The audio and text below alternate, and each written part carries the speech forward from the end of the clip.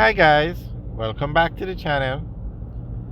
Today we're going to talk about the original alignment of Highway 2000. Now, we all know the sections that are finished, Kingston to Ocho Rios, and then Kingston to Mandeville is now finished. But did you know originally there was to be a highway from Maypen to Discovery Bay? That was a part of Highway 2000, the original plan. And also, the highway was never meant to be built in sections. The highway was to have been built in one go. Kingston to Montego Bay was what the original plan called for. Now, can you imagine if that was done? You could drive from Kingston to Montego Bay in an hour and probably 30 minutes, hour 40 minutes on a road like this. This is Highway 2000 that we're on. Now, it's really a pity that that was not done originally. No, this alignment was done in the 1990s, but they never built the road because of two main reasons. One was the cost. It would have been so expensive to build it. And two, nobody knew if Jamaicans would pay tolls, so nobody wanted to invest that kind of money in a road that they're not sure people would use. However, it turned out to be a huge mistake, huge, because not only do Jamaicans use the road, they use it a lot. The company is profitable. It's so profitable that the company is listed on the Jamaica Stock Exchange. So can you imagine how much more money they would have made if this road was going to Montego Bay? But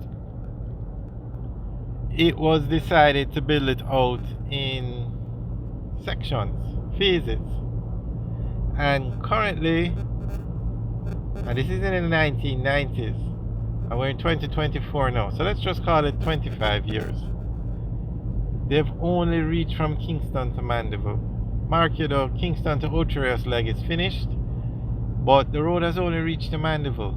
So it has to go from Mandeville to Montego Bay. And it won't be done for at least another 10 years. So we're looking at 2034, probably 35 years, almost 40 years after the road was originally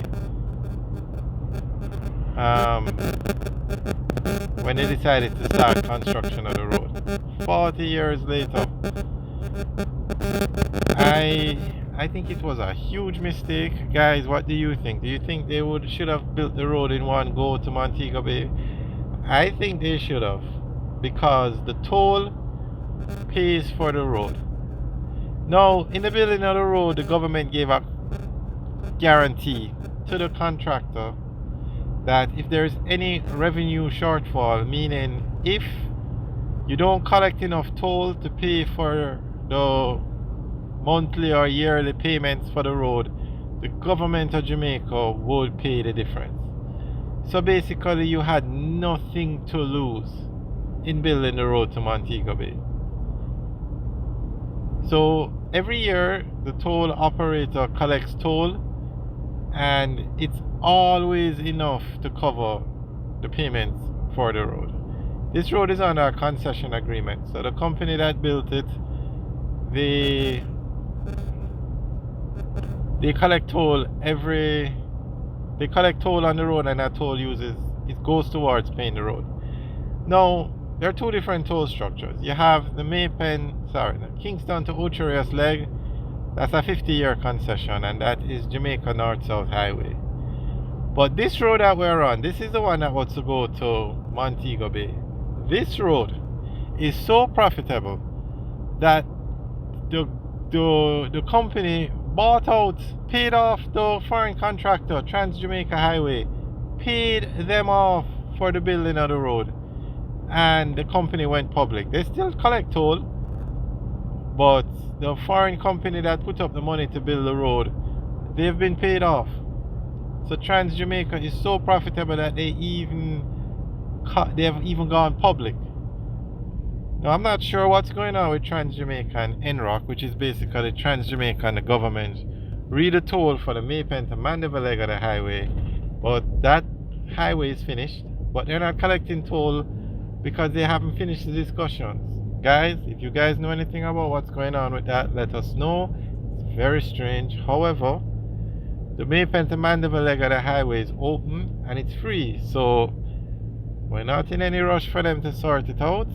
I wish they had problems for the entire leg of the highway, but nonetheless, we'll take the freeness when we get it. So the Maypen to Mandeville leg of the highway is free. But back to our original topic.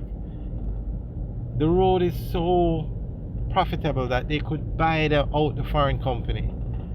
So if they had built this road to Montego Bay, they would have collected even more money because Montego Bay is the second city and it's the tourist capital of Jamaica. So even the tourists alone would have used this road to move around the island and pay toll. So I think that was a huge mistake, and I don't know why, but it shouldn't take 10 more years to build out this road. Now the latest update is the Mandeville to St. Elizabeth leg of the highway will be built, and they have decided to build, this now wasn't in the original plan, they have decided to build a St. Elizabeth to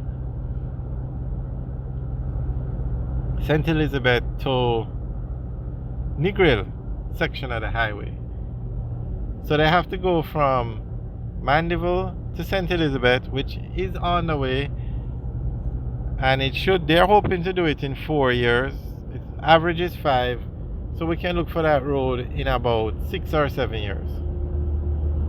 That was a joke, guys, but they have to do that leg. Let's say it takes the average time 5 years, and then from St. Elizabeth they have to go to Mount Pelio, which is probably going to take another 5 years. So that's why I say it's going to take 10 years for this road to reach Montego Bay. Now they're currently working on the Mount Pelio to Montego Bay leg of the highway, so that should be finished within the 10 years that it's going to take to build the other 2 sections. Nonetheless, it's taking a long time, but it will be a game changer for Jamaica when it's finished. So we'll just wait patiently. But I still say, and guys, let me know what you think about this. Leave your comments in the section below. This road should have been built in one go. Kingston to Montego Bay should have been done back. The first section of this road opened in 2006, and even 2010 this road should have gone to Montego Bay. It was a huge mistake, huge. Alright guys, thanks for taking a tour with us today. Let us know what you think. Leave your comments in the section below. Alright guys, have a good day.